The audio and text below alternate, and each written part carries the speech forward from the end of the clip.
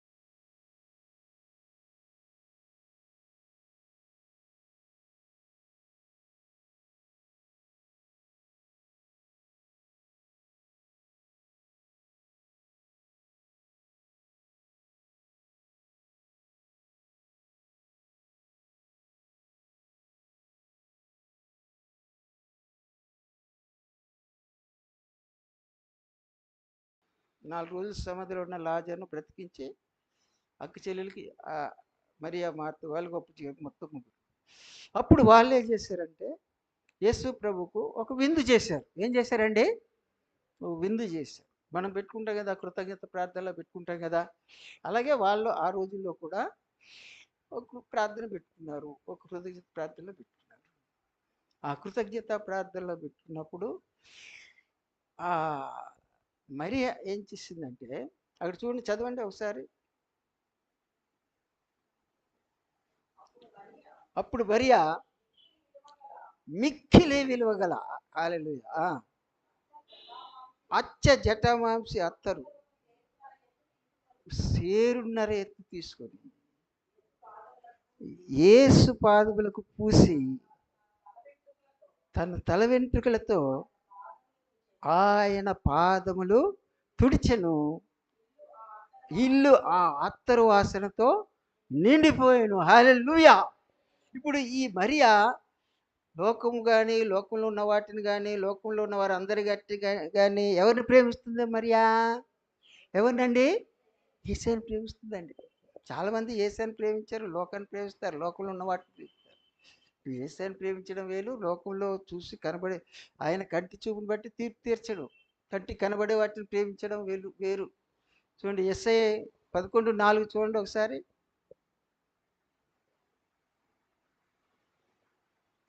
యెషయా 11:4.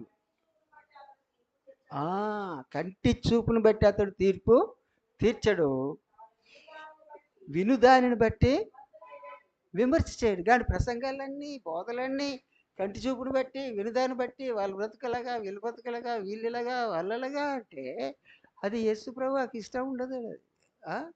ఎవరి హృదయాన్ని వాళ్ళు చూసుకోవడమే. చూసిన దాన్ని బట్టే మాట్లాడితే అది అది విధేయత అవుతుందా, అవిధేయత అవుతుందండి? కంటి చూపుని బట్టి మాట్లాడకూడదట, వినుదాన్ని బట్టి కూడా మాట్లాడకూడదట. అందులో మరి ఎంత నిజం అబద్ధం, ఏదైనా నిజమైన అబద్ధం అది అవన్నీ అనవసరం, తర్వాత సంగతి. దేవుడికి కావాల్సింది హృదయమే. హల్లెలూయా. ఆ లోకాన్ని ప్రేమించేవారు ఎవరో, ఆ యేసయ్యని ప్రేమించేవారు ఎవరో ఆయనకు తెలుసు కాబట్టి అదే సెలక్షన్. అక్కడ కూడా అదే సెలక్షన్, ఇక్కడ కూడా దూతలే సెలక్షన్. అని కనబడే వాటి గురించి చెప్పే వాళ్ళందరూ కూడా మరి ఒక రకం మోసమే అది. లోకాన్ని కానీ, లోకంలో ఉన్న వాటిని ప్రేమించకూడదు అంటే బతుకంతా ఈ బతుకులే చెప్తా ఉంటే మరి అది మోసమే కదా. ఇక్కడ బ్రతుకులే ఏం తెలియదండి. ఈ బ్రతుకులే ఏం తెలియదు. ఇద్దరు ఒక మంచం మీద ఉంటారు, ఒకరు ఎత్తబడదురు, ఒకరు విడిచిపెట్టబడదురు. ఇద్దరు తిరుగుతుంటారు, ఒకరు ఎత్తబడదురు, ఒకరు విడిచిపెట్టబడదురు. ఇద్దరు పొలంలో ఉంటారు, ఒకరు ఏం తెలుస్తుంది అక్కడ? ఇలా చూస్తే ఆయన కనబడుతుందండి? కనబడుతుందా? ఏమీ కనబడదు అసలు. నీవు లోక సంబంధివా, నీవు యేసయ్య సంబంధివో, ఆ సెలక్షన్ దేవదూతలే. ఆ సెలక్షన్ ఎవరండి? దేవదూతలే. అక్కడ చూడండి 26, మత్తయి సువార్త 13:26 చూడండి.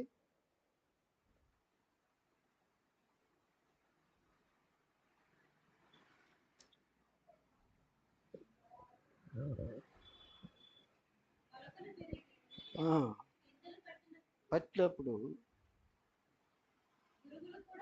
గురుగు అంటే లోక సముద్రం శ్రాదిస్తాం. అప్పుడు ఇంటి యజమాని దాసులు అంటే ఈ సేవకులు అనుకోండి. ఆయన యుద్ధకు వచ్చి అప్పుడు యేసుప్రభు చెప్పిన మాటలు వచ్చి, అయ్యా నీవు నీ పొలంలో మంచి విత్తనాలు విత్తావు, ఈ గురుగులు ఎలా వచ్చినాయండి అడిగి. ఎవరు చేసిన పని అండి? ఆ గురుగులు ఎత్తుతూ ఉంటాడు, లోక సముద్రం చేసేస్తూ ఉంటాడు, కనబడే వాటిని చెప్పేస్తూ ఉంటాడు, పెళ్లి చూపులు బట్టి మాట్లాడేస్తూ ఉంటాడు. యోహాను సువార్త 7:24 చూడండి. 7:24. వెలిచూపును బట్టి కాక,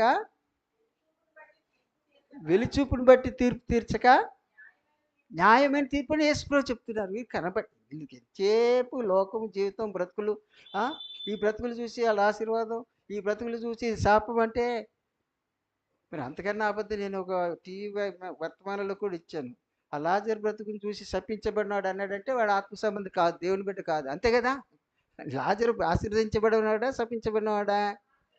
కదా. మరి అబద్ధం అయిపోద్దని టీవీలో కూడా అలాగే చెప్తున్నాను.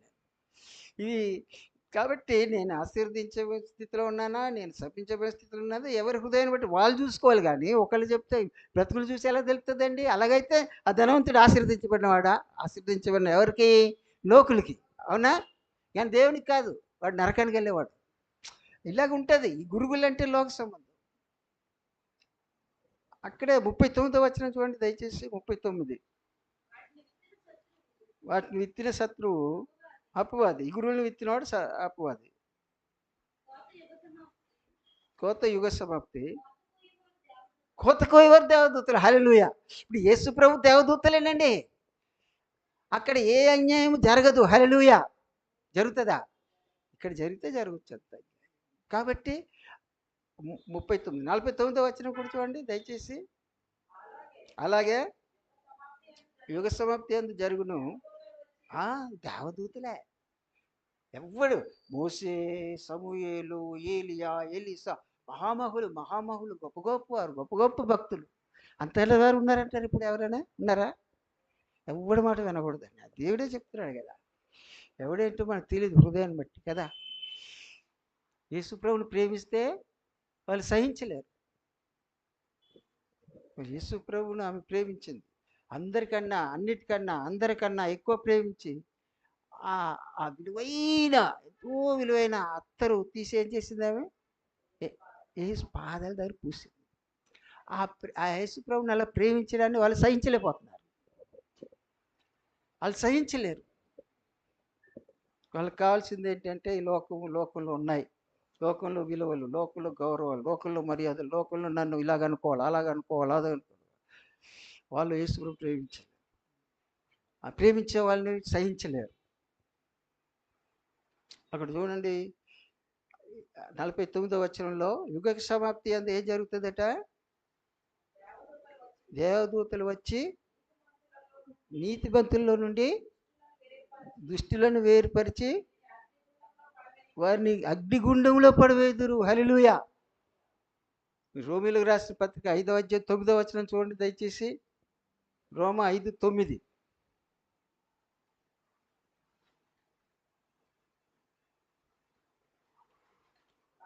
కాబట్టి ఆయన రక్తం వలన ఇప్పుడు నీతిమంతులుగా తీర్చబడి మరింత నిశ్చయముగా ఆయన ద్వారా ఉగ్రత నుండి రక్షించబడుదుమో. హల్లెలూయా. సూర్యుడు కాంతి సూర్యుడు చీకటి కమ్మును, చంద్రుడు కాంతినియడు, నక్షత్రములు రాలును, రక్షకుడేసు ఏతించును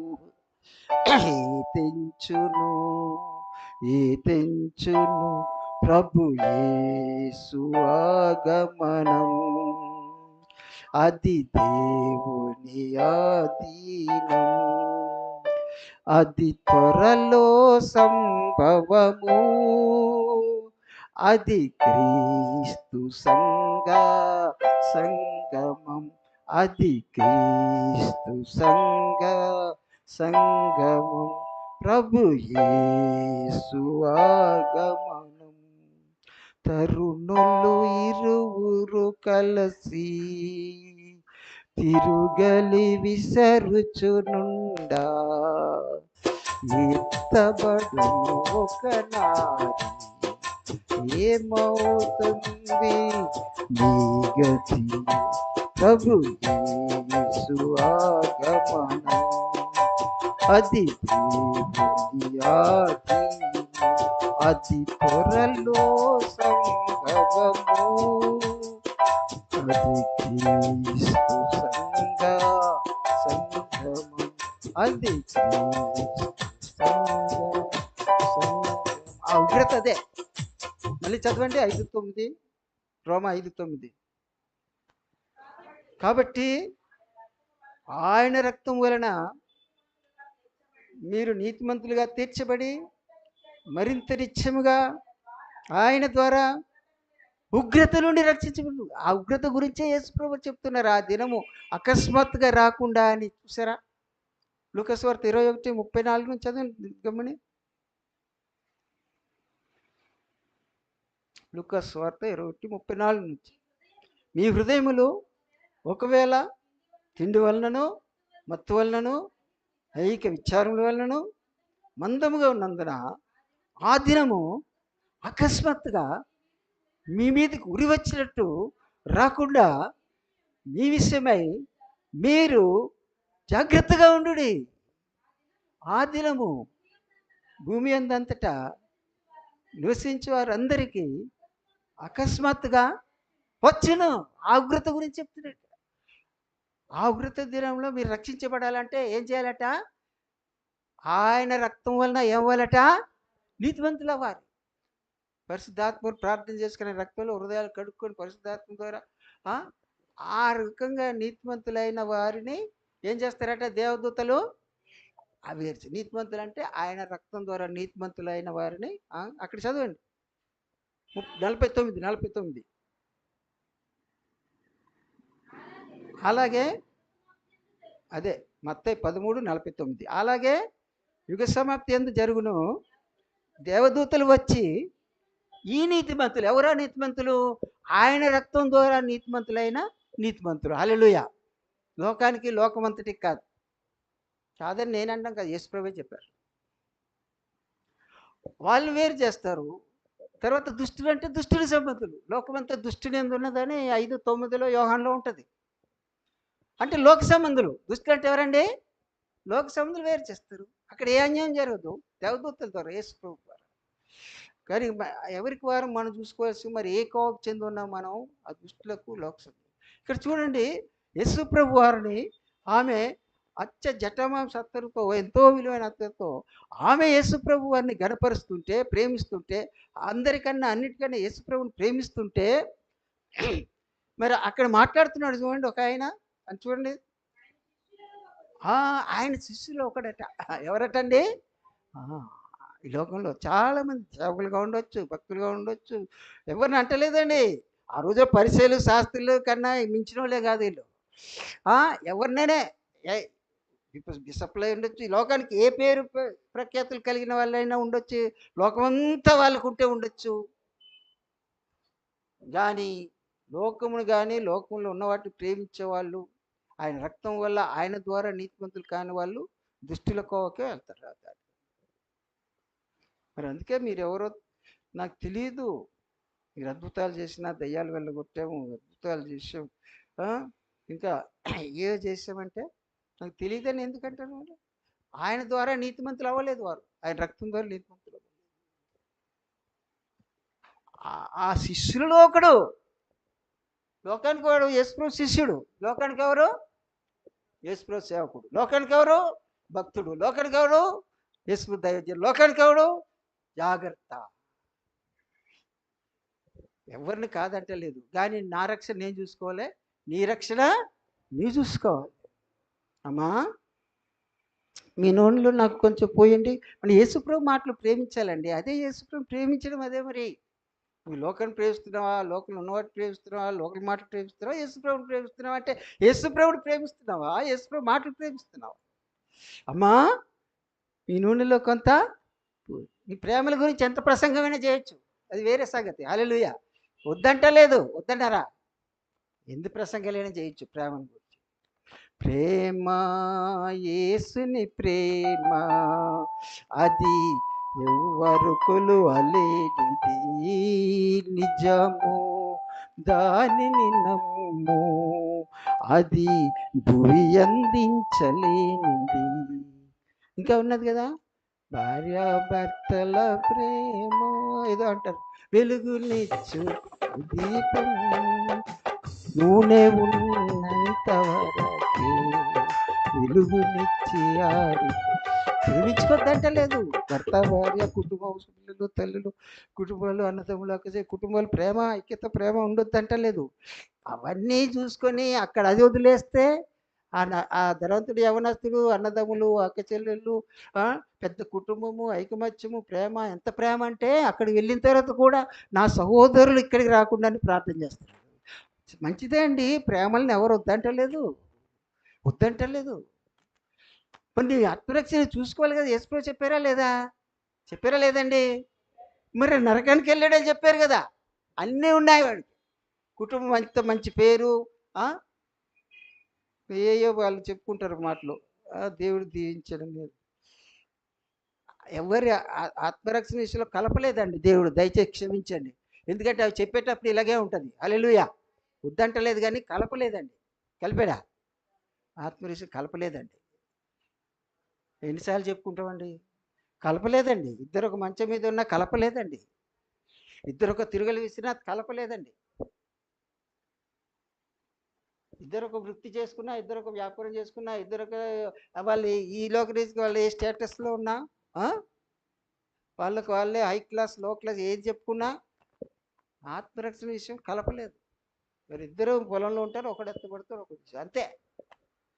అదే మనం ఆ విషయమే మనకు బట్ నాకు ఆరేపనిచ్చాడు. ఇప్పుడు కృపవరలు నానారీతంలో నేను ఎవరిని కాదంటలేదు. అలాగే పోద్ది ప్రసంగం. హల్లెలూయా. ప్రసంగం కాదు, అంతే. ఆ నడిపింపు అలా ఉంటుంది. మరి ఆయన చెప్తున్నావా లేని చెప్తున్నావా అండి? కలపలేదండి. వద్దని ఎవరు అంటలేదు, కానీ ఆత్మరక్షణ విషయంలో కలపలేదు ఎవరిది వాళ్ళే. అక్కడ నీతిమంతుల్ని ఆ దుష్టుల్ని అంటే లోక సంబంధుల్ని యేసుప్రభుని ప్రేమించిన వాళ్ళని వేరు చేసే వాళ్ళు ఎవరు అక్కడ? ఎవరండి? చాలా బాగా వింటున్నారు.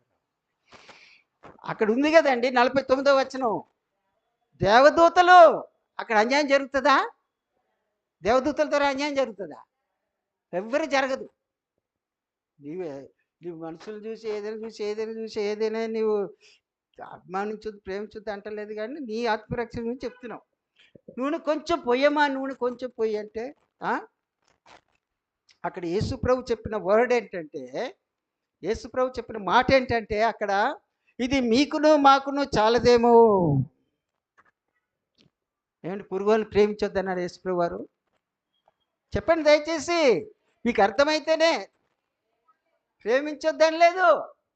ఇక్కడ ప్రాంప్ట్నెస్ దేనికి? ఇక్కడ ముఖ్యం దేనికి? అది నీ ఆత్మ, నీ డ్యూటీ నీకు వెలుగుతూ ఉండాలి. యేసుప్రభు చెప్పిన మాట అది వర్డ్. మీకును మాకున్నది చాలదేమో, మీరు అమ్మవారి యొద్దకు పోయి కొనుక్కో. ఇదేటండి దేవుని బిడ్డలు అంటారు, దేవుడు అంటారు, ప్రార్థన చేస్తారు అంటారు, విశ్వాసం అంటారు. ఇదేనా ప్రేమ? ఇదేనా అని అనొచ్చు. అంటారా లేదా? అంటారు. కానీ మంచిదే, వద్దని నేను చెప్పడం లేదు, యేసుప్రభు చెప్పడం లేదు. కానీ ప్రాంప్ట్నెస్ ఏంటి దానికంటే, అక్కడ ప్రాంప్ట్నెస్ ముఖ్యం ఏంటంటే, అక్కడ దివిటి ఆరిపోతే పెళ్లి కుమారుడు దగ్గరికి వారికి వెళ్ళడానికి వీలవదు. అక్కడ దానికి ఇంపార్టెన్స్ దేనికి? దానికే. అర్థమవుతుంది కదా?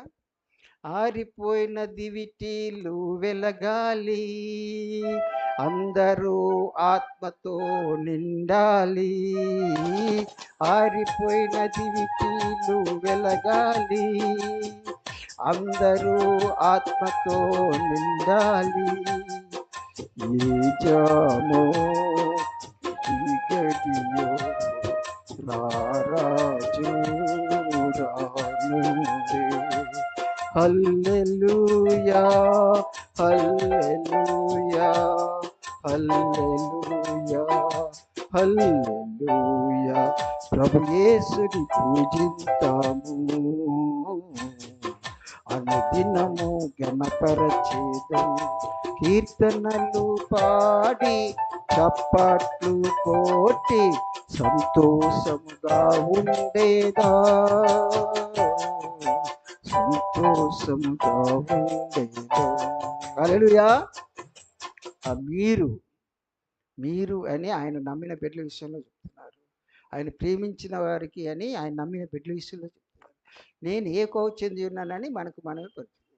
ఆ శిష్యులలో ఒకడు ఏమంటాడండి? వాడు చూడండి, శిష్యులో ఒకడు అనగా ఆయన అప్పగింపినయ్యున్న ఇస్కరియోతు యూదా అని మనకేం తెలుసు? ఇక్కడ రాశారు కాబట్టి మనకు తెలుసు, అవునా? మరి అప్పుడు ఎవడికి తెలుసు ఆయన అప్పగించేవాడని? ఆయన అందరి దృష్టిలో శిష్యుడే, అవునా కాదా? ఎవరు లోకం ప్రేమిస్తున్నారో, ఎవరు యేసుప్రభుని ప్రేమిస్తున్నారో, ఎవరు రక్షణలో ఉన్నారో, ఎవరు రక్షణలో ఎవరికి తెలియదు. హల్లెలూయా. అలా అనుకోవడం పొరపాటు. అది ఎవరికి వారికే. ఆయన అప్పగించిన ఇస్కరియోతు యూదాని ఇక్కడ పరిశుద్ధాత్మ రాశాడు కాబట్టి మనకు తెలుసు. ఏమంటున్నాడు? ఈ అత్తరెందుకు 300 దేనారములకు అమ్మి బీదలకు ఇయ్యలేదు. ఏం పట్టుకుంటున్నాడు అక్కడ? ఏం చేస్తున్నాడు? ఆ మరియా చేసిన దానికి ఏం పట్టుకుంటున్నాడు అక్కడ? ఏం చేస్తున్నాడండి? తప్పు పట్టుకుంటున్నాడు, నిరాశపరుస్తున్నాడు, నిరుత్సాహపరుస్తున్నాడు. అక్కడ దేవుడు ఉన్నాడు, అక్కడ ఎవరు? యేసయ్య ఉన్నాడు, అక్కడ ప్రభు ఉన్నాడు. వీడు ఇన్ని చూస్తున్నాడు కానీ, ఇన్ని అద్భుతాలు చూస్తున్నాడు, ఆయన చేసినన్ని చూస్తున్నాడు కానీ, వాడిదేం హృదయం అండి బాబు. వాడి హృదయం గురించి చెప్పుకోవడం కాదు, మన హృదయాలు పరీక్షించుకుందాం. ఎటువంటి హృదయం అండి అది? మరి శిష్యుడిగా ఉండి దగ్గరగా ఉండి చూస్తున్నాడా లేదండి? గాలి సంద్రపు పొంగులన్ సద్దనపి నీళ్ళపై నడచినాడే, మేలుగల అద్భుతములు ఈలాగు వేలకుల దిగజేసెను, ఈలాగు వేలకుల దిగజేసెను. మరి చూశాడా లేదా? ఏమి 5,000 మందికి ఆహారం పెట్టడం చూశాడు, అన్నీ చూస్తూనే ఉన్నాడు. అది ఏది కూడా వాడు హృదయానికి ఏం పని చేయలేదు, అది వ్యతిరేకంగానే ఉన్నాడు. ఆ యూదేస్కరియోతు ఆ పరిసల శాస్త్రులతోనే, అంటే వాళ్ళు మరి వాళ్ళు లోక సంబంధులు, వాళ్ళు యేసుప్రభువు నమ్మిన వాళ్ళు కాదు, ప్రేమించే వాళ్ళు కాదు. వాళ్ళతో వాళ్ళ జట్టే పట్టున్నాడు, వాళ్ళ జట్టుతో ఉన్నాడు యేసుప్రభు శిష్యుడిగా. జట్టేమో వాళ్ళతో పేదల గురించి మాట్లాడుతున్నాడు. బా నీ పరలోకి వెళ్తే ఇలా చేస్తున్నావా, అలా చేస్తున్నావా అన్న కన్నా, ముందు నీవు నీ రక్తంలో కడుక్కొని హృదయాన్ని, నీ హృదయం యేసయ్య హృదయం అయిందా లేదా అది ముఖ్యం. తరువాత దాన ధర్మాలు, ధర్మకార్యాలు. ఎన్నిసార్లు చెప్పమండి? కొన్నేళ్ళు దాన ధర్మాలు, ధర్మకార్యాలు సరిపోయినాయా? చెప్పండి దయచేసి. అదే చెప్తున్నాం కానీ చేయొద్దని చెప్పడం లేదండి. యేసయ్య కూడా అదే చెప్పారు కదా, వీటిని వాటి చేయొద్దని చెప్తాం లేదు. మరి దేవుడు దేనికి, యేసయ్య దేనికి, ఆయన ప్రేమించే వాళ్ళంటే ఆయన మాటలు ప్రేమించాలంతే. ఆయన దేనికి దేనికి ప్రాముఖ్యత ఇచ్చారు? ముఖ్యంగా అదే ప్రేమించాలి, వాటినే ప్రేమించాలి, ప్రాముఖ్యం ఇవ్వాలా. వాళ్ళే యేసుప్రభు ప్రేమించిన వాళ్ళు. మరి యేసుప్రభు ప్రేమిస్తున్నాడండి. ఆ ఇస్కరియోతు యూదా శిష్యుడే కానీ, మరి శిష్యుడై ఉండి ఎన్నో రకాలుగా ఉండి యేసుప్రభు ప్రేమించే వాళ్ళుగా ఉన్నారో, ప్రేమించిన వాళ్ళుగా ఉన్నారో మనకేం తెలుసండి? ఎవరి హృదయాన్ని, నేను యేసుప్రభుని ప్రేమిస్తున్నానా లేదా నేను చూసుకోవాలి, నాకు నేను, నీకు నువ్వు చూసుకోవాలి. లేకపోతే లోకాన్ని ప్రేమిస్తున్నాను. ఇప్పుడు ఎవరి పక్షాన మాట్లాడారు యేసుప్రభు వారు? ఎవరి పక్షాన మాట్లాడారండి? వాడి హృదయం యేసుప్రభుకు తెలుసు. ఏమన్నారు చూడండి యేసుప్రభు వారు? కాబట్టి యేసు నన్ను పాతిపెట్టు దినమునకు ఆమెది ఇంత గొప్ప కార్యం చేసింది. నన్ను ప్రేమించిందయా, నన్ను ప్రేమించి నా కొరకు ఆలోచించింది, నా మీద ప్రేమతో చేసింది ఆమె. నన్ను పాతిపెట్టే దినానికి ఆమె నన్ను అభిషేకం చేసింది, ఆమె నన్ను ఘనపరిచింది, ఆమె నమ్మింది. లోకంలో నాకన్నా ఎక్కువగా ఎవరు లేరు ఆమెకు. ఆమెను ఎందుకు తొందర చేస్తావు నువ్వు? ఆమెను ఆ నమ్మిక అలాగా ఉంచుకొని ఆమె నమ్మికలో ఆమె ఉండని. నువ్వేంటి, నీ భక్తుడేంటి, నీవేం చెప్తున్నావు? ఏది చేస్తే పుణ్యం వస్తుందని చెప్తున్నావు నువ్వు. ముందు నువ్వు యేసుప్రభుని ప్రేమించకుండా, ఆయన మాటలు వినకుండా, ఆ పరలోకం అక్కర్లేకుండా నువ్వేం చేస్తే వెళ్తావు పరలోకం? వెళ్తారా చెప్పండి దయచేసి. వెళ్తారండి? మరి అదే కదా, ఆయన పేరున దెయ్యాలు వెళ్ళగొట్టినా వెళ్ళరు, ఆయన పేరున అద్భుతాలు చేసినా వెళ్ళరు, ఆయన పేరున ప్రవచించినా వెళ్ళరు, ఆయన పేరు ఎన్ని చేసినా వెళ్ళరు. నేను చెప్తున్నా, యేసుప్రభు చెప్పారా లేదా? మరి యేసుప్రభు ప్రేమించాలి కదా. ప్రేమించడం అంటే ఆయన మాటలు వినడమేనండి. లేకపోతే లోకాన్ని ప్రేమించండి ఇష్టం. మరి వాడు యేసుప్రభుని ప్రేమించలేదు. ఎందుకు అమ్మి బీదలకు ఇవ్వకూడదు? అబ్బో లోకానికి అంత ఎంతో, అమ్మో బీదలంటే ఎంత ప్రేమ అండి ఈయనకి. అబ్బో బీదల మీద ప్రేమ గురించి అక్కడ రాశారు చూడండి, అక్కడ రాశారు. వాడు ఇలా చెప్పినది బీదల మీద శ్రద్ధ కలిగి కాదు. హల్లెలూయా. ఇక్కడ పరిశుద్ధాత్మ అన్ని బయటికి తీస్తాడు. హల్లెలూయా. మరి అంతేగాని మనం చూసుకుందాం. మరి స్వపరీక్షలో మోసపోకూడదనే కదా ఇవన్నీ కూడా దేవుడు చెప్తున్నాడు. కోప్పడితే మేమేం చేయలేం. ఎవడో ఏదో చెప్పేస్తే అదే బాగా చెప్పాడు, మంచిగా చెప్పాడు అనడానికి కాదు. ముందు నీ రక్షణ చూసుకో, తర్వాత అతని సంగతి ఎవరో అతనికి దేవుడికే తెలుసు, నీ సంగతి దేవుడికి తెలుసు, నా సంగతి దేవుడికి తెలుసు. అందరికి బాగా ఉంది. అమ్మో! నిజమే, నిజమే, నిజమేనండి, నిజమే మరి. ఆ! ఏమంటున్నాడంటే వ్యర్థం చేసేసింది. ఈ 300 దేనారులు అనవసరంగా నేలకు పోసేసింది అన్నట్టు మాట్లాడుతున్నాడండి. మాట్లాడుతున్నాడా? ఇది ఎంత ఘోరం అండి ఇది. యేసుప్రభు విలువ ఉందా? యేసుప్రభు విలువిచ్చి యేసుప్రభు ఇప్పుడు ఎవరిని సన్మానిస్తూ ఒక సాల్వ కప్పితే ఎందుకయ్యా ఆ సాల్వ వాడికి అనవసరంగా ఆ ₹10 ఇంకోళ్ళకి ఇవ్వచ్చు కదా అంటే ఎంత బాధ కలుగుతుందండి అతనికి? కలుగుతుందా? మరి అదే మాట్లాడుతున్నాడు. యేసుప్రభు గల చేస్తే అది తప్పు చేసినట్టు, వ్యర్థం చేసినట్టు, ఏదో చేసినట్టు మాట్లాడుతున్నాడు. ఆయనకి ఎంత బాధ కలిగిన విషయం. వాడు ఇలాగ చెప్పినది బీదల మీద ఎవరు ఏం తెలియదు, దేని గురించి ఏ హృదయంతో, ఏ మనసుతో ఏం మాట్లాడతారో, ఏం చెప్తారో మనకు తెలియదు. వినొద్దంటలే, చేయొద్దంటే అన్ని మామూలే. గురువులు గోధుమలు పెరగనివ్వండి, పెరగనివ్వండి. కానీ నేను గురువుగా ఉన్నానా, గోధుమగా ఉన్నానా, నేను చూసుకోవాలి, నీవు చూసుకో. అర్థమవుతుందండి? అక్కడ పరిశుద్ధాత్మ చెప్తున్నాడు. ఏమని చెప్తున్నాడు? వాడు బీదల మీద శ్రద్ధ కలిగి కాదు కానీ దేని గురించట? వాడు దొంగ అయ్యుండి. సాతానుడికి యేసుప్రభు పెట్టిన పేరేం పేరండి? వాడు దొంగ అయ్యుండి వచ్చుకున్నాడు. దొంగ అయ్యుండి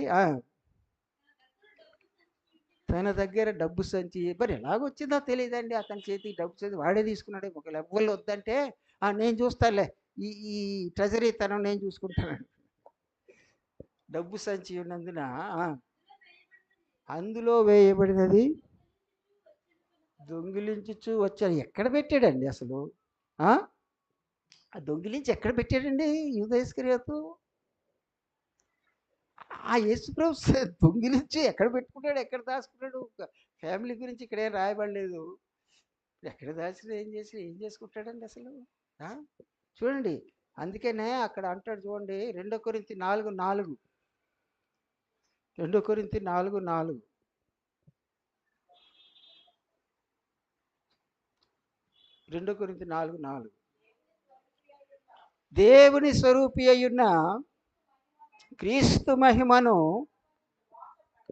కనుపరచు స్వార్థ ప్రకాశము వారికి ప్రకాశింపకుండు నిమిత్తము ఈ యుగ సంబంధమైన దేవత అవిశ్వాసులైన వారి మనోనేత్రములకు గుడ్డితనం. ఇక్కడ ఇంగ్లీష్లో ఏమనుంటుందంటే ఈ యుగ సంబంధమైన దేవతని తెలుగులో తర్జుమా అయింది. ఇంగ్లీష్లో ఎలాగుంటుందంటే గాడ్ ఆఫ్ దిస్ వరల్డ్. ఏమనుంటుందండి? God of this. ఇలా చేసుకో, ఇలా పెట్టుకో, ఇలా చేసుకో, ఈ రాళ్ళు రొట్టెలు చేసుకు తిను, ఇలా చేసుకో, ఇలా సంపాదించు, ఇలా ఉండు, ఇలా సుఖంగా ఇస్తా. మన ఇష్టమా? మన చేతిలో ఉందండి ఏమైనా? చెప్పండి దయచేసి. మరుక్షణం మనదండి. అదే గుడ్డితనం చేస్తాడు. ఇదే చూపిస్తేస్తాడు. తెలివి తక్కువ కూడా ఇలా కాదురా అలాగా ఏదో చెప్తా ఉంటాడు. వాడికి అలాగే గుడ్డివాడు చేసాడు సాతానుడు ఆ యూదా ఇస్కరియోతు. 16వ అధ్యాయం చదవండి. అదే అధ్యాయంలో కావున పౌలు అంటున్నాడు, అపోస్తలుడైన పౌలు, కావున మేము అధైర్యపడము, మా బాహ్య పురుషుడు కృషించున్నను, మా ఆంతర్య పురుషుడు దినదినము నూతన పరచబడుచున్నాడు. హల్లెలూయా! విశ్వాసంలో, ప్రార్థనలో, ప్రభువులో, సహవాసంలో, సంబంధంలో ఆ లోపట మన ఆనందము దినదినం అభివృద్ధిలోనికి, నూతనత్వంలో వెళ్ళిపోవాలి. కానీ మనం లోకల్లోకి వెళ్ళిపోతే అందరిలో కలిసిపోతే విశాల మార్గంలో వెళ్ళిపోతే అది నాశన మార్గం కదండి. అవునా కదా? అక్కడ అంటున్నాడు పౌలు, బాహ్య పురుషుడు అంటే శరీరంలో ఆయనకి అనారోగ్యం లేకపోతే ఏదో బాధ అది కృషించునను, ఆంతర్య పురుషుడు దినదినము నూతన పరచబడుచున్నాడు. మేము దృశ్యమైనవి చూడక అదృశ్యమైనవి అనేదే నిదానించి చూచున్నాము గనుక క్షణమాత్రముండు మా చులకని శ్రమలు మా కొరకు అంతకంతకు ఎక్కువగా నిత్యమైన మహిమ భారమును కలిగజేయుచున్నవి. ఏలైనగా దృశ్యమైనవి అనిత్యములు, అదృశ్యమైనవి నిత్యములు. హల్లెలూయా! ₹1,00,00,000 లాభం వచ్చింది అంటే అది ఎంతో ఆనందంగా ఉంటుంది. ₹1,00,00,000 నష్టం కలిగిందంటే అది ఎంత బాధగానో ఉంటుంది. ఎవరికి? లోకస్తులకి. కానీ జక్కయ్యకి ఉంటుంది అలాగా? ఆ ₹1,00,00,000 లెక్క లేదు ఇప్పుడు జక్కయ్యకి. ఎందుకంటే వాడి హృదయం నూతనపరచబడింది. అంతరంగ పురుషుడు అంటే ఏంటంటే అర్థము? ఆ? అంతరంగ పురుషుడు అంటే ఎఫెసీలకు రాసిన పత్రిక 4వ అధ్యాయం 24 చూడండి. ఎఫెసీ 4:24.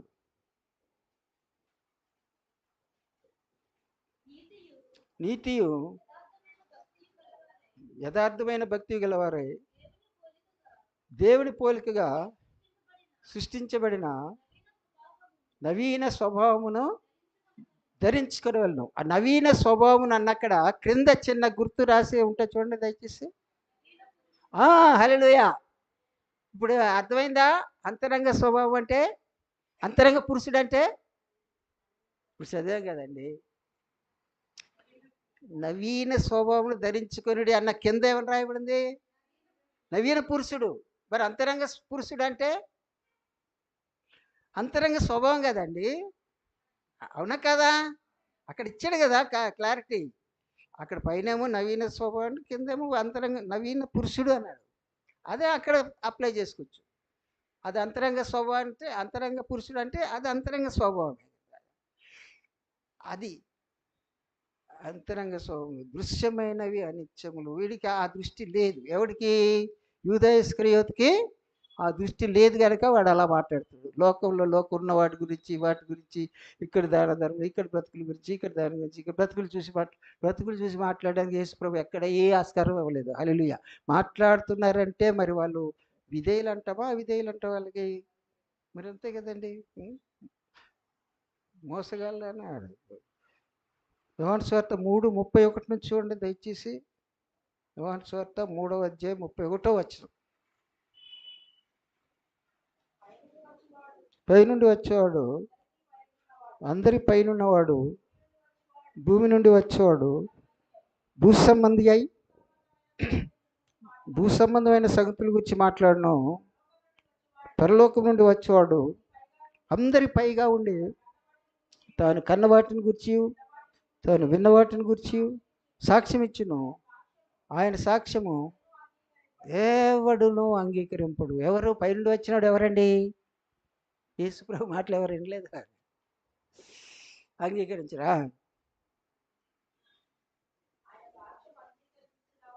ఆయన సాక్ష్యం అంగీకరించిన వాడు దేవుడు సత్యవంతుడను మాటకు ముద్ర వేసి ఉన్నాడు. ఏలైనగా దేవుడు దాన్ని పంపిన వానికి కొలత లేకుండా ఆత్మను అనుగ్రహించిన కనుక ఆయన దేవుని మాటలే, అది యేసు ప్రభు గురించి, ఆయన దేవుని మాటలే పలుకును. తండ్రి కుమారుని ప్రేమించుచున్నాడు. హల్లెలూయా. అది తండ్రి కుమారుడి పరిశుద్ధాత్మక తండ్రి కుమారుని ప్రేమించున్నాడు గనక ఆయన చేతికి సమస్తం అప్పగించి ఉన్నాడు. హల్లెలూయా. అంత అధికారం అది. యేసే సర్వాధికారి, యేసే మోక్షాధికారి, యేసే మహోపకారి, యేసే ఆశీర్వాదారి. ఒక వచనం అంత కుమారునికి అప్పగించాడు తండ్రి. కుమారుని అప్పగించున్నాడు. కుమారుని యందు విశ్వాసము ఉంచివాడే నిత్య జీవం గలవాడు. కుమారుకు విధేయుడు కానివాడు జీవము చూడడు, కానీ దేవుని ఉగ్రత వాని మీద నిలిచింది.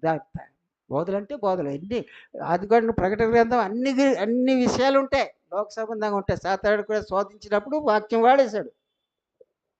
అది కాదు ముఖ్యం ఇక్కడ. మనం ఏ స్వభావం కలిగి ఉన్నాం, మనం దేనికి ఏ కోకు చెంది ఉన్నాం, నేను దేవుని సంబంధం లోక సంబంధం అని మన స్వపరీక్ష ఎవరికి వాళ్ళు. ఎందుకంటే ఇక్కడ భక్తులు చూస్తే, భక్తులు కొత్త మందిర ప్రకారం భక్తి వద్దని చెప్పడం లేదు, కానీ అందులో రక్షణ లేదు కానీ తెలిసిపోతుంది. అక్షరం చంపును ఆత్మ జీవించు. అక్షరానుసారం ప్రాచీన స్థితి కాక ఆత్మానుసారం నవీన స్థితి కలిగి ఉన్నారు. హృదయంలో రక్షణ అనుభవం ఉండడం ముఖ్యం కదా. వాళ్ళు చూడండి, వాళ్ళు ఎంతో లోకానికి భక్తుల కింద వాళ్ళ కుటుంబాల విషయం, ఏ విషయంలో కూడా ఏ బచ్చా డాగు ఏది లేనట్టు, ఎంతో కామెంట్ లేకుండా చక్కగా జీవిస్తారు ఆ పరిసయ్యులు. వాళ్ళ హృదయాలు చూడండి, వారి తలంపులు చూడండి. చూడండి యోహాను సువార్త 11:53. యోహాను సువార్త 11వ అధ్యాయం 53 వచనం. అవునండి. యోహాను సువార్త 11వ అధ్యాయము 11:47 నుంచి చదవనుకోండి. కాబట్టి ప్రధాన యాజకులను పరిసయ్యులను మహాసభ సమకూర్చి మనం ఏమి చేయుచున్నాము? ఈ మనుషుడు అంటే ఎవరి గురించి అండి? యేసు ప్రభువు గురించి. అనేకమైన సూచక్రియలు, అదే ఆ అధ్యాయంలోనే లాజరును ఆయన ఏం చేస్తారు? అక్కడి నుంచి ఎక్కువైపోయింది వాళ్ళకి. ఇది ఈ మనుషుడు అనేకమైన సూచక్రియలు చేయించున్నాడు. మనం ఆయనను ఇలా చూచూ ఊరకుండిన యెడల అందరూ ఆయన యందు విశ్వాసం ఉంచుదురు. అప్పుడు రోమీలు వచ్చి మన స్థలమును మన జనమును ఆక్రమించు. ఇలా సలవట, ఇలా జనాలు వీళ్ళు ఎంత పెట్టుకున్నారు. నన్ను కొన్న తండ్రి, నన్ను కన్నా తండ్రి, రక్తం ఇచ్చిన తండ్రి, ప్రాణం ఇచ్చిన తండ్రి, నన్ను కొన్న తండ్రి, నన్ను కన్నా తండ్రి, రక్తం ఇచ్చిన తండ్రి, ప్రాణం ఇచ్చిన తండ్రి, సర్వేశ్వరా నీకే స్తుతి, సర్వము నీకే ప్రభు, ఆధారము ఆదరణ నీవే నా యేసు. హల్లెలూయా.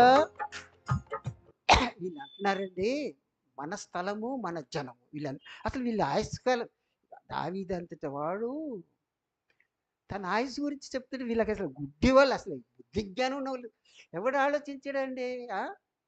తెలుపుము నా ఆయువునెంతో, తెలుపుము నా అంతము నాకు, తెలుపుము ఎంత అల్పుడనో, తెలుపుము ఎంత అల్పుడనో, విరిగి నలిగి ఉన్నాను నేను, విరిగి ఉన్నాను, పరవాసిని జగము నడచుచున్నాను నా దారి, నా గురి నీవే నా ప్రభువా, ఈ దరినే చేరుదను నేను, దరినే. లేదు, ఆ మనసు లేదు వీళ్ళకి.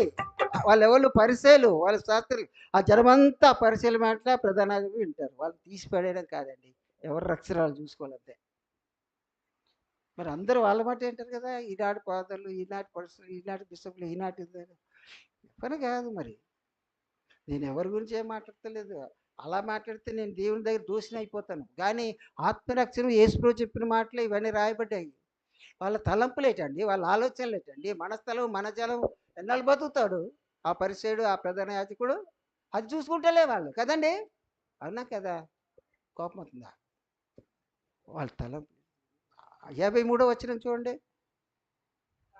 కాగా ఆ దినము నుండి వారు అంటే ఎవరు? ప్రధాన యాజకులు, పరిసయ్యులు ఏం చేస్తున్నారు? ఆయన అంటే ఎవరండి? అది మరి అలాంటి ఆలోచన పెట్టుకొని భక్తిని చూస్తే ఏముందండి అక్కడ? ఆ భక్తి ఎందుకు దేవుడు పదే పదే చెప్తున్నాడు? మన హృదయం, ఆయన గొర్రెలంటే, ఆయన బిడ్డలంటే ఆయనకి ఎంతో ఇష్టం. హల్లెలూయా.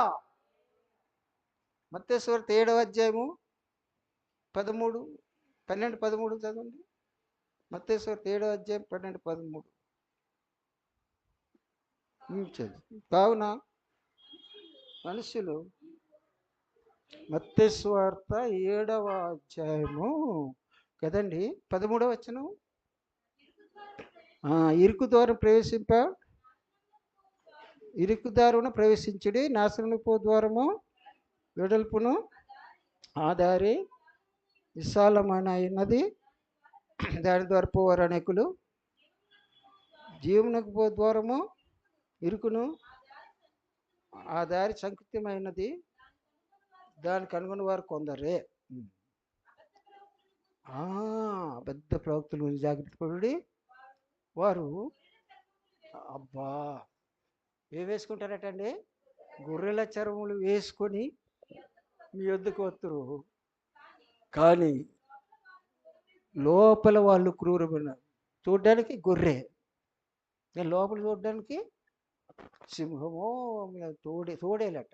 క్రూరమైన తోడేలట. ఎందుకు ఈ మా యేసుప్రభువారు ఈ మాటలన్నీ చెప్పారు? ఎందుకు చెప్పారండి? మళ్ళీ చెప్తున్నాను. ఆయన గొర్రెలంటే, ఆయన బిడ్డలంటే ఆయనకు ఎంతో ప్రేమ. హల్లెలూయా! లోకమందరూ రక్షించబడాలి. గాని ఆ సమరయ స్త్రీ కొరకు నిలబడ్డారు. లోకమంతా రక్షించబడాలి. జక్కయ్య కొరకు నిలబడ్డాడు ఆయన. లోకమంతా రక్షించబడాలి. ఆ నపుంసకుడి దగ్గరికి పంపారు. లోకమంతా రక్షించబడాలి. కొర్నేలి దగ్గర దూతలు పంపారు. హల్లెలూయా! ఆయన గొర్రెలు బిడ్డలంటే ఆయనకిష్టము. నువ్వు ఆయన గొర్రె బిడ్డ కాబట్టి నువ్వు 10 మందిలో 100 మంది, 1000 మంది లోకమంతా వాళ్ళకి లోకమంతా కావాలంతే. మరి లోకమంతా వారు కూర్చున్నది. వీళ్ళు మాటలు చూడండి. ఆయన ఆ రోజు చంపని ఆలోచించి వీళ్ళు బతికిపోతారు ఆయన చంపేసేసి. 12వ అధ్యాయం 19వ వచనం చూడండి. 12వ అధ్యాయం 19వ వచనం.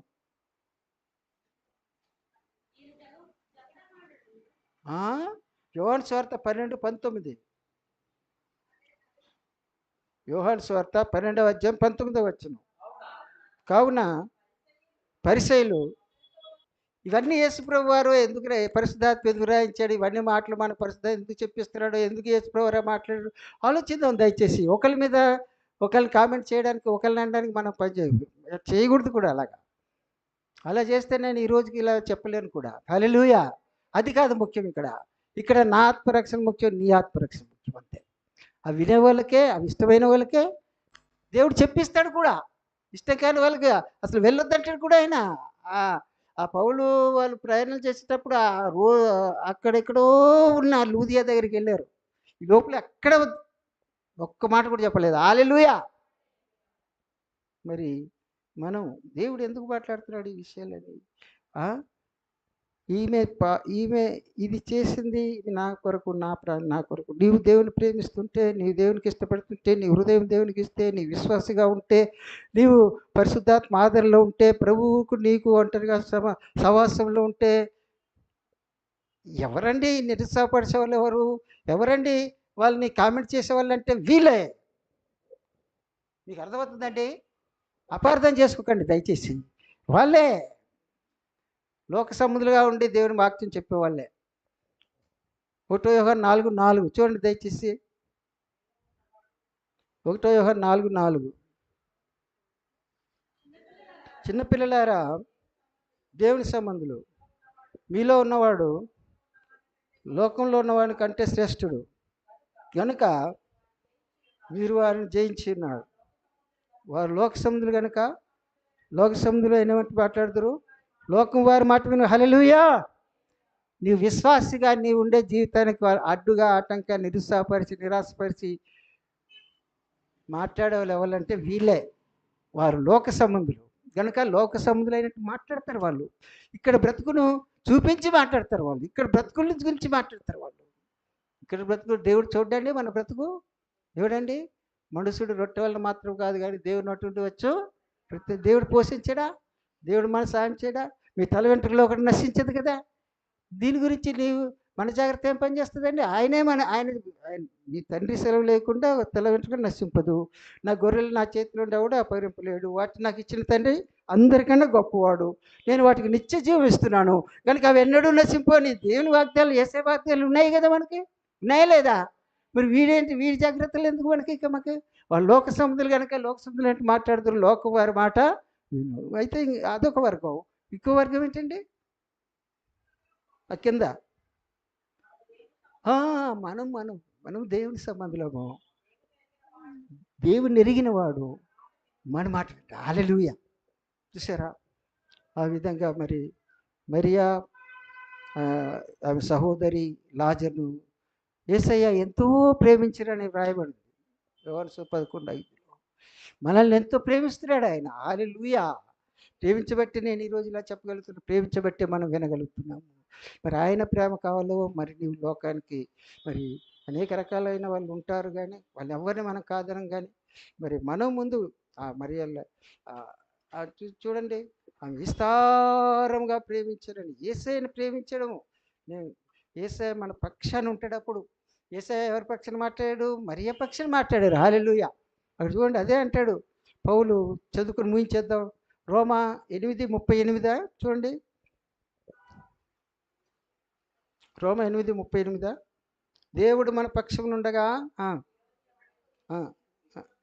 అదేనండి 38 31 నుంచి చూడండి అందరూ.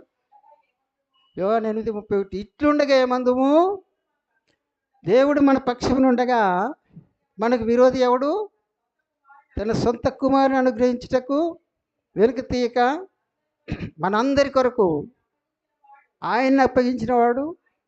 ఆయనతో పాటు సమస్తమును మనకు ఎందుకు అనుగ్రహించాడు?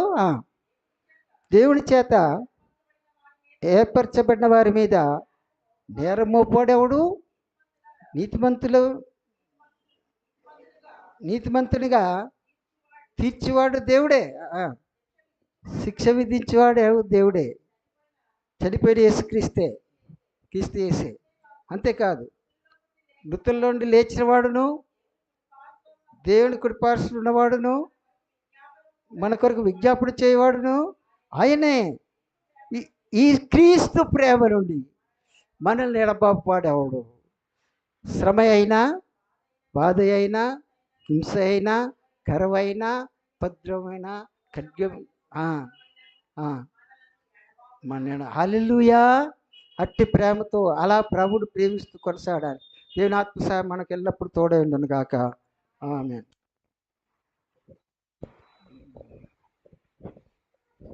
అనౌన్స్మెంట్ కానుకలు సమర్పణ చేయుము ప్రభువునకు నీ దేహము ధనము సమయమును. సమర్పణ చేయుము ప్రభువునకు నీ దేహము ధనము. అబ్రాహము నడిగెను ప్రభువప్పుడు ఇస్సాకును అర్పణ ఇమ్మనెను. నీ బిడ్డను సేవకు నీచెదవా, సమర్పణ చేయు ప్రభువునకు నీ దేహము ధనము సమయము. ప్రేమ జాలి దయ కృప కనికరం ప్రభు హేబేలు కానుకను అంగీకరించిన ప్రభు, పేదోదరులు కానుక ప్రశంసించిన రక్షక, మీ ప్రియ బిడ్డలు నాయన మీకు అందించిన నాయన ఆ కానుకలను దీవించిన ఆశీర్దించిన, ఇచ్చిన స్థలాలు దీవించిన ఆశీర్దించిన ఆయన కృపలో వృద్ధి దయచేయండి, సాయం చేయండి. యేసే నామమున అడుగుచున్నాము తండ్రి. ఆమేన్ ఆమేన్ ఆమేన్. మనకు అదే వచ్చే ఆదివారం కదండి ఫస్ట్ ప్రభురథ భోజనకి మనం గుర్తుపెట్టుకుందాము. గ్రహింపుకో తీసుకోవాలని ప్రభు అనౌన్స్మెంట్. సాక్ష్యాలు చెప్పండి.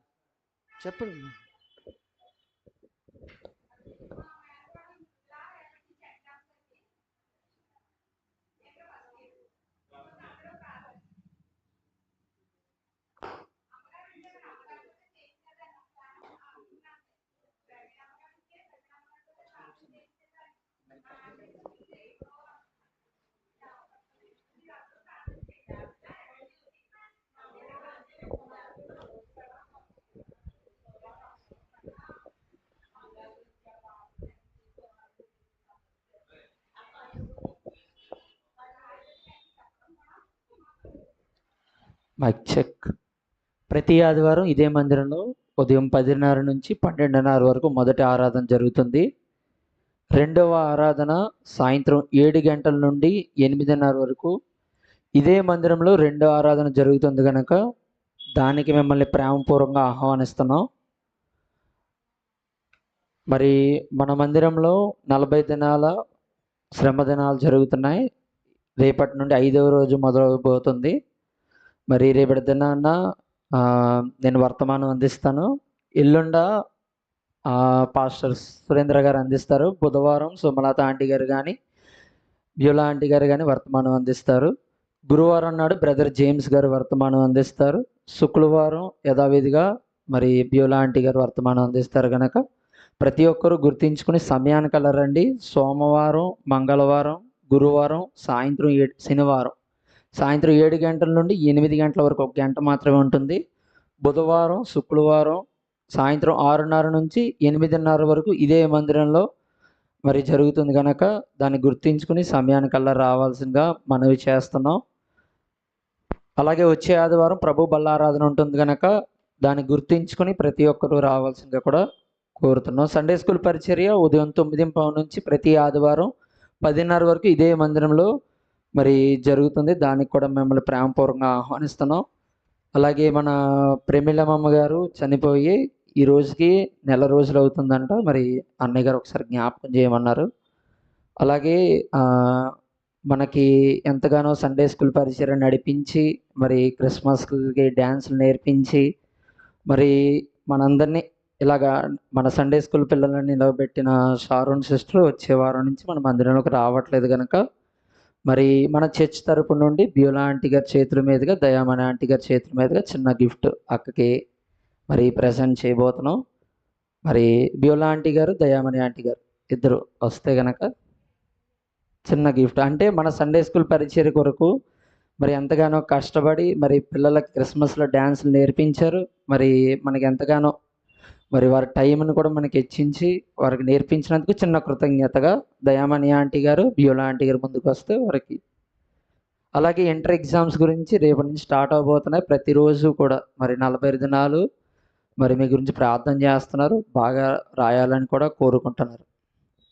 రండి దయామణి ఆంటీ గారు, బ్యూలా ఆంటీ గారు.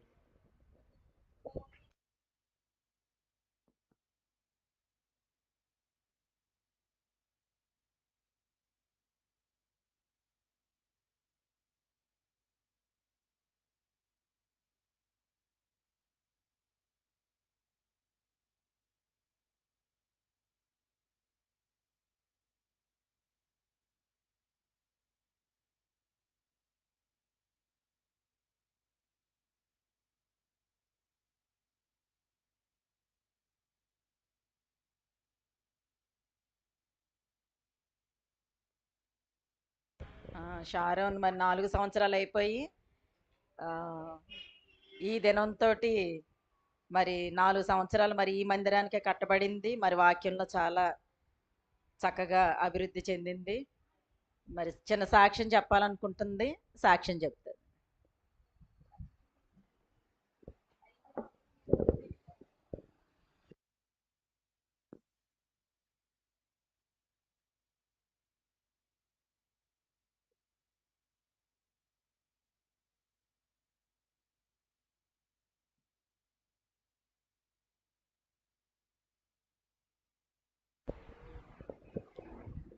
దేవుని నామానికి వందనాలు మొట్టమొదటిగా. తర్వాత నాకు ఈ అవకాశం ఇచ్చిన దేవునికి, అలాగే సేవకుల కుటుంబానికి, బ్యూలాంటి గారికి వారి కుటుంబానికి, అలాగే సురేంద్ర పాస్టర్ గారికి వారి కుటుంబానికి, అలాగే కూడి వచ్చిన సంఘ సభ్యులందరికీ మీ అందరికి కూడా నా హృదయపూర్వక వందనాలు. నా పేరు షారోన్, మీకు అందరికీ తెలుసు. నేను బిఎస్సీ అగ్రికల్చర్ చదవడానికి ఇక్కడికి వచ్చాను. First year, second year, third year ఎంతగానో దేవుడు కృప చూపించాడు. మీరందరూ నా కోసం ఎంతగానో ప్రేయర్ చేశారు. బ్యూలాంటి గారు ఎంతో ప్రేమ చూపించారు, నా చిన్న కూతురు అని. అమ్మమ్మ కూడా చాలా బాగా ప్రేమ చూపించేవారు. నా మనవరాలు నన్ను మర్చిపోవద్దు అని చెప్పి. ఒక ఫ్యామిలీ మెంబర్గా, అలాగే ఒక సంఘంలో ఒక సభ్యురాలిగా నన్ను కూడా మీరు ప్రేమతో చేర్చుకున్నందుకు హృదయపూర్వక వందనాలు చెల్లించుకుంటున్నాను. సురేంద్ర పాస్టర్ గారు కూడా ఈరోజు మార్నింగ్ కాల్ చేశారు. పాపం ఆయన అనారోగ్యంతో బాధపడుతున్నారు. ఆయన కూడా ఎంతో ప్రేమగా నన్ను చూసుకున్నారు. అలాగే దేవానంద పాస్టర్ గారు కూడా ఎంతో మంచిగా వాక్యంలో నన్ను ఒప్పించారు. అంటే ప్రతి వారం కూడా ఆయన వాక్యంలో దేవుడు ఏదో ఒకటి మాట్లాడుతూ నన్ను ఇంకా పురుకొల్పించారు ఆత్మీయ జీవితంలో. విక్కీ సిస్ కానీ, అన్నీ కానీ అందరూ చాలా ప్రేమగా నన్ను చూసుకున్నారు. ఒక ఫ్యామిలీ మెంబర్గానే చూసుకున్నారు, ఒక కుటుంబంలో ఒక మనిషిగానే చూసుకున్నారు. నాకు ఆ ఫీలింగ్, అంటే నా ఫ్యామిలీని విడిచి నేను వచ్చానన్న ఫీలింగ్ మీరు నాకు ఇవ్వలేదు. లీలా ఆంటీ గారు కూడా ఎంతో ప్రేమగా చూసుకున్నారు. మీరున్న ప్రతి వ్యక్తి కూడా చాలా ప్రేమగా చూసుకున్నారు. అంతే. చాలా ఫీలింగ్ ఉంది. కానీ మిమ్మల్ని ఎప్పుడు గుర్తుపెట్టుకుంటాను. Thank you.